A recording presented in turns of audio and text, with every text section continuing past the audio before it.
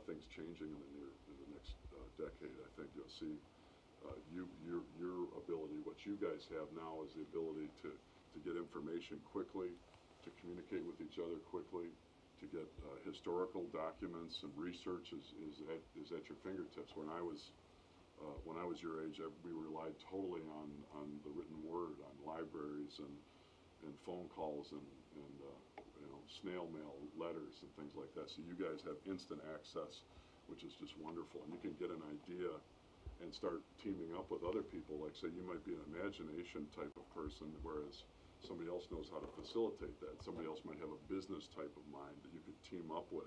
And it's going to be a lot easier for you to do that. So it's kind of exciting times. And you all know how to use the computer so much easier and so much quicker than a lot of your teachers and people like my age that are still kind of dinosaurs. But we still have a place, and we still have this idea, the idea of experience and things that we can bring to share that with you guys. So I think it's really amazing what you can do now. You know, the ability to get information in seconds is just amazing. Any questions about? Yeah. How much would it cost to live on an island like that with all like the extra utilities and stuff? Well, that's a good question. This island is designed for someone who makes $30,000 or $40,000 a year to be able to live in an apartment, you know, and then it has some of these homes along here. These are single unit home lots here. These are $1 million to live, to just buy the lot. So the house could be $600,000 to $700,000, or it could be $1.7 million. There could be $2 to $3 million to live along here. Now inside these heavier urban areas here, I mean, this is all within walking distance. The center here, this is occupied by, there's wolves and mule-eared deer. There's bighorn sheep. There's everything you could imagine inside this area here. It's all accessible by anybody who lives on the island. But again, some of the apartments to be able to live there would be $1,600 a month. You know, if you're sharing that with two people, it'd be $750 a month. And then you're rubbing elbows with very wealthy people, and people who are the plumber lives on the island, the electrician lives on the island, the accountant, the oncologist, physician lives there, and that's the whole idea. So to answer your question, that island would cover the entire scope of the people, the students who are going to school in the University of Georgia and want to come home, they would live here.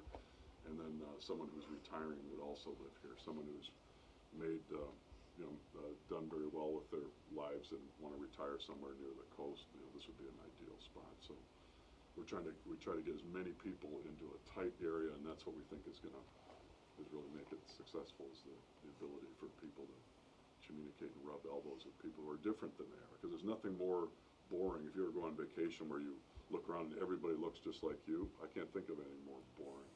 I would love to be around and say, hey, where's that person from? They talk differently than I do, and they look differently. That's part of the thing that makes something like this exciting. That's part of what makes being in a community that's dynamic and successful. That's what makes it work, is the people who are different, the individuals that you don't see. But that's what we're trying to do here. We're trying to make sure that we get a community that covers all the socioeconomic levels and strata.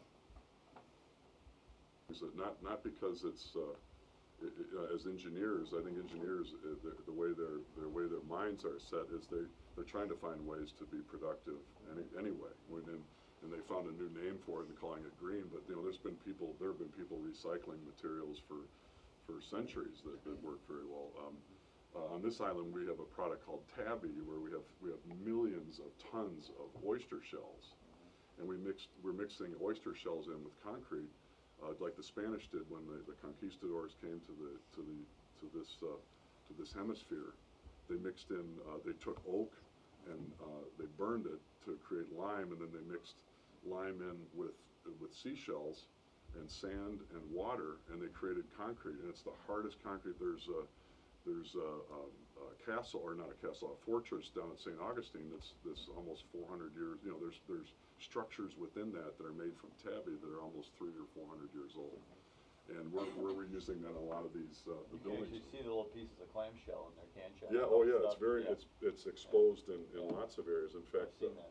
yeah, the buildings we designed, this building here is made out of tabby, and you can kind of see what it's done is, and the conquistadors, we created the molds that, the forms of wood, we pour the concrete in, and then as the concrete is still set up, we're taking shovelfuls of oyster shells that are just laying all over the place, and we dump it in there, it dries, and the compressive strength on something like that made from tabby is 3,000 to 4,000 pounds per square inch, and regular concrete's only 2,000 pounds per square inch. So it's really tough, it's strong, and and when you tear a building down, you hit it with a sledgehammer, it shatters, it goes back to shells again. So, and that can all be reused. So everything on this building has this type of product.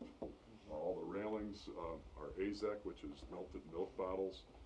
The roof on the cupola here is reclaimed galvanized metal, and you know, the roof systems themselves has concrete shingles that are made of